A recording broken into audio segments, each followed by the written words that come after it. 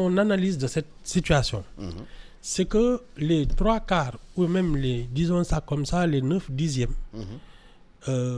des gens qui vont jusqu'à l'université ne devraient pas y aller. Pour moi, non, parce que ce pays a besoin de mains et de formation professionnelle et puis intermédiaire. Man li ma jàpp formation en alternance comme voilà, Suisse la majorité de ceux qui vont à l'école doivent être formés de telle sorte que à 18 ans ils doivent être compétents, avoir des compétences, un métier et déjà avoir été dans des stages, dans de l'apprentissage ba nga xam ne à 18 ans 19 ans tu es majeur mais tu peux te prendre en charge, c'est-à-dire mën nga ubbi sa atelier, mën nga kii sa tool, mën nga def lu ne. Voilà mais su dee yow da nga nar a jàng en te disant tu ne sais pas trop ce que tu vas faire, mais tu vas jusqu'à un doctorat en quelque soit, c'est-à-dire que tu termines tes études à 30 ans. Pour man tu as été une charge pendant 12 ans te xamagoo lan ngay liggéey, mais ça c'est un problème, déficit boobu mais kenn mënu ko dab 12 ans nga nekk charge alors que tu aurais dû commencer à produire depuis 12 ans. Mais loolu benn économie attanu ko. Il faut qu'on règle cette affaire.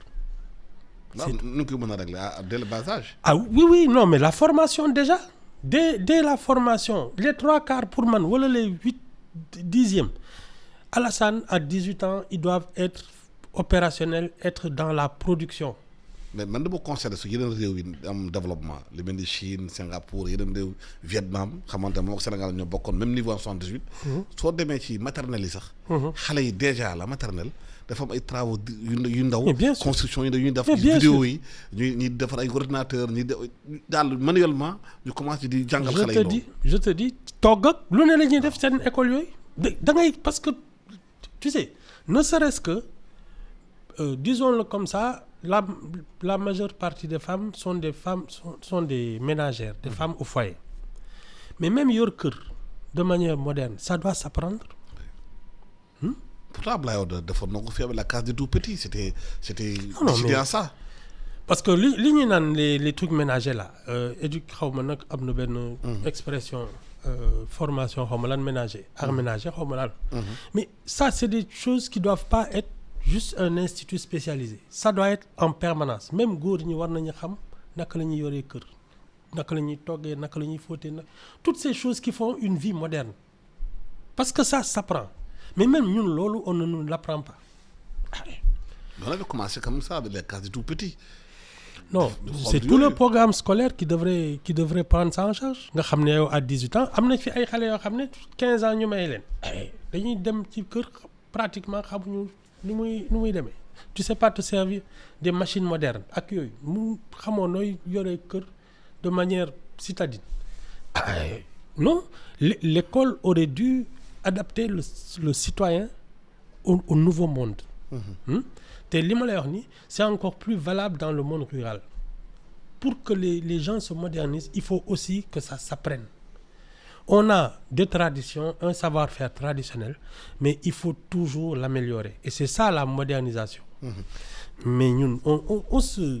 c'est-à-dire dañu marginaliser le monde rural. Monde rural dama gis nañu benn suñu étude waa Sud publiée, il y a plus de 2 millions d'adolescentes qui sont menacées ay mariage précoce, ay grossesse précoce ak yooyu dans le monde rural. Parce que xam nga quand tu parles de monde rural, c'est à peine si tu ne dis pas le monde informel. Parce qu'il y a rien qui le structure, il y a rien qui l'organise, il y a rien qui le rattache pratiquement à la République. C'est-à-dire quel est le citoyen sénégalais mais d'abstraction, d'extraction rurale qui baykat la, doomu baykat la, surtout baykat la, mais c'est un citoyen sénégalais conscient de tout ça. Xam nga suñ la jëlee ne la bon yow de toute façon da ngay dem daara soo jàngee daara ñoo nekk baykat, la République t'ignore complètement. Am na ci ñoo xam ne këyit sax duñ ko am këyitu juddu.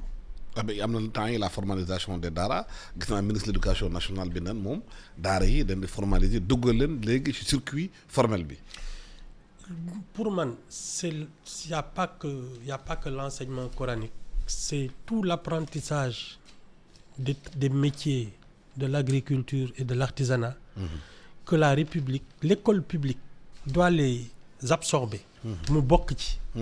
léegi nag selon les régions parce que li ngay jàng tam day fekk mu am njëriñ fi nga ne. selon les régions on adapte l'enseignement. la formation. en fonction des besoins de la région. Ah oui. Mais loolu c'est un travail sérieux